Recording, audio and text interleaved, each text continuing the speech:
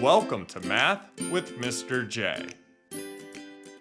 In this video, I'm going to cover how to subtract fractions with unlike denominators. We will go through two examples together, and then I'll give you a couple of practice problems that you can try on your own.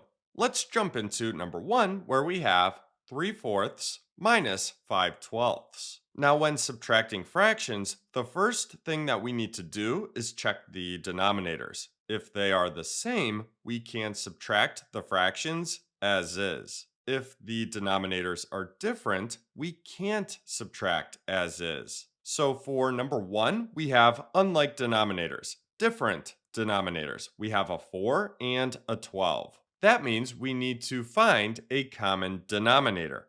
Then we rename the fractions with that common denominator.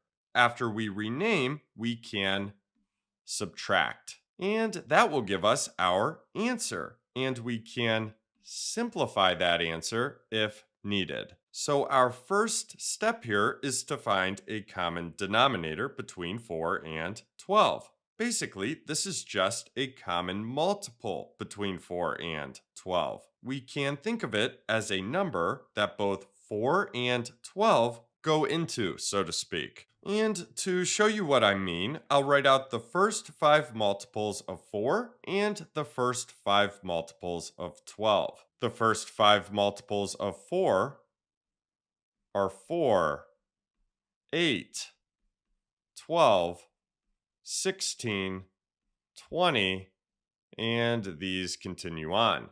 The first 5 multiples of 12 are 12, 24, 36, 48, 60, and these continue on. So do we have any common multiples here? Any multiples that 4 and 12 share? Yes, 12. And really, multiples continue on forever. They are infinite. So we're going to have an infinite number of common multiples. So what we want is the least common multiple. Now we can use any common multiple, but the least common multiple makes things simpler. And that is 12 here. So that's our common denominator. And more specifically, our least common denominator. So now we need to rename these fractions with that least common denominator of 12. We'll start by renaming 3/4. So we will put our denominator of 12 here, and we need to think, how do we get 4 to equal 12? Well, 4 times 3 gives us 12. Whatever we do to the denominator, we must do to the numerator in order to keep this equivalent. 3 times 3 gives us a numerator of 9. So we have 9/12. And this is an equivalent fraction. We're not changing the value of anything here. Minus, and now we need to rename 5/12. But notice 5/12 already has that denominator of 12. So we don't need to rename. 5/12 is fine as is. And now that we have a common denominator here, we can subtract. So we subtract the numerators. We have 9 minus 5. That gives us 4. And then we keep that denominator of 12. So we end up with 4/12. And that's our answer. But 4/12 can be simplified. We have common factors other than 1 that we can divide both 4 and 12 by. The greatest common factor is 4. So let's divide both 4 and 12 by 4 in order to simplify. 4 divided by 4 gives us 1, and 12 divided by 4 gives us 3. So we end up with 1/3. The only common factor between 1 and 3 is 1. So this is now simplified. Our final simplified answer, 1/3. Let's move on to number 2, where we have 4/9 minus 1/6. Do we have a common denominator? No, so we can't subtract these fractions as is. We need a common denominator. So we need to look for a common multiple of 9 and 6, specifically the least common multiple. Now let's try to do this one without writing out the multiples. So what's the least common multiple here? We can think, what number will both 9 and 6 go into? Now, I like to always start with the larger denominator and see if it will be our least common denominator, like how 12 was our least common denominator for number 1. 9 is our larger denominator here. Is 9 a common multiple of 9 and 6? No, 9 works for 9, but 9 doesn't work for 6. 9 is not a multiple of 6. So let's try the second multiple of 9.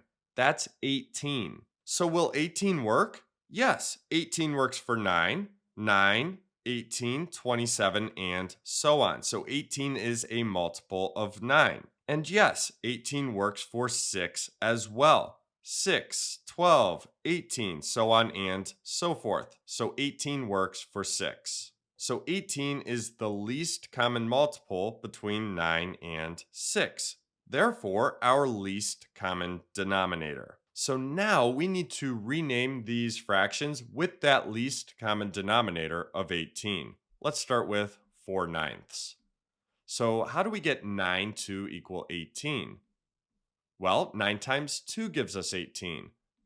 That means we need to multiply the numerator by 2 as well. 4 times 2 gives us 8. So we get 8/18 minus, and now let's rename 1/6. How do we get 6 to equal 18? Well, 6 times 3 gives us 18. That means we need to multiply the numerator by 3 as well. 1 times 3 gives us 3. So we get 3/18. And now we subtract. So subtract the numerators. 8 minus 3 gives us 5. And then we keep that denominator of 18. So we end up with 5/18. Now the only common factor between 5 and 18 is 1. So this is in simplest form. Our final answer, 5/18. So now that we've gone through a couple of examples together, it's time for you to try some practice problems on your own. So have paper and a pencil ready. Here are your practice problems. I'll give you 3 minutes and then we will go over the answers. Feel free to pause if you need more time or jump ahead to the answers whenever you are ready. Go ahead and start.